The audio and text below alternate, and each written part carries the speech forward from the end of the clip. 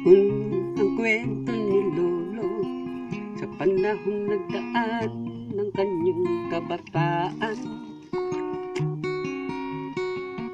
Masagana ang kabuhayan sa bundok man at kabukiran, at ang tanging puhunan ay kasipagan.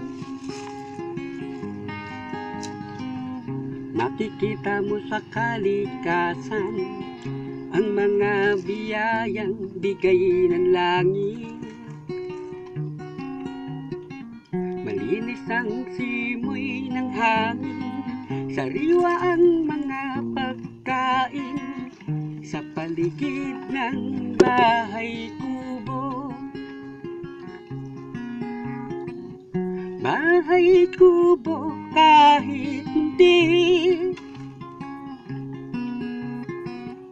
ang halaman doon ay sari-sari.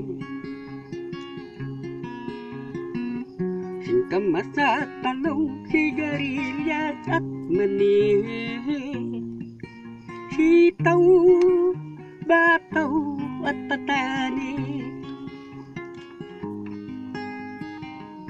At ngayon na panahon ay lumipas, kapaligiran ay tuluyan ng nagbago. Wala na ang sariwang hangin, mga punong nagbibigay ng liling. Malinis na ilog at batis ay naglaho rin. Bahay kubo kahit munti, ang halaman doon ay nawawala na. Singkamas at talong, sigarilyas at mani, sitaw, bataw at patani.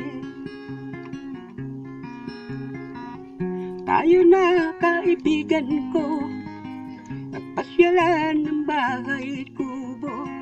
Muling silayan kahit sa panaginip lang. Sa takbo ng bagong panahon at kapalit ng kaunlaran, ang bahay kubo ay napabayaan. Bahay kubo kahit munti, ang halaman doon ay nawawala na. Singkamas at talong, sigarilyas at mani, sitaw, bataw at patani.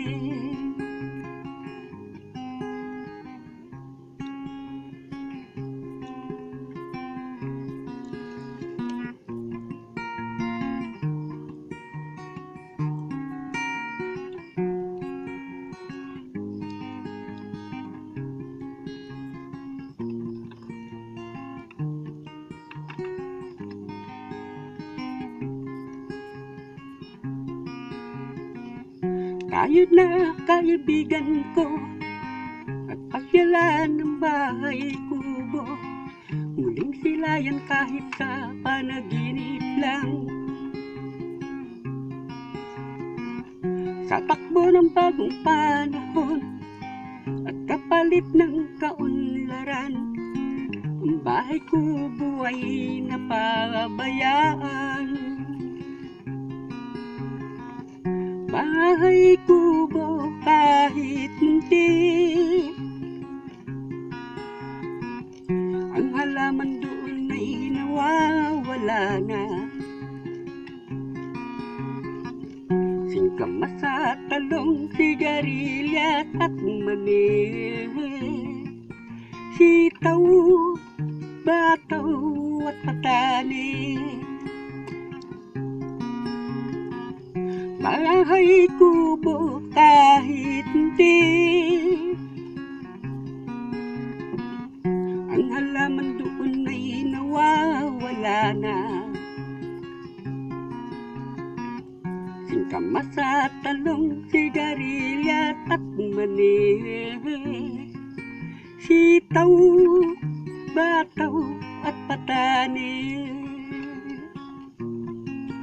Sitaw, bataw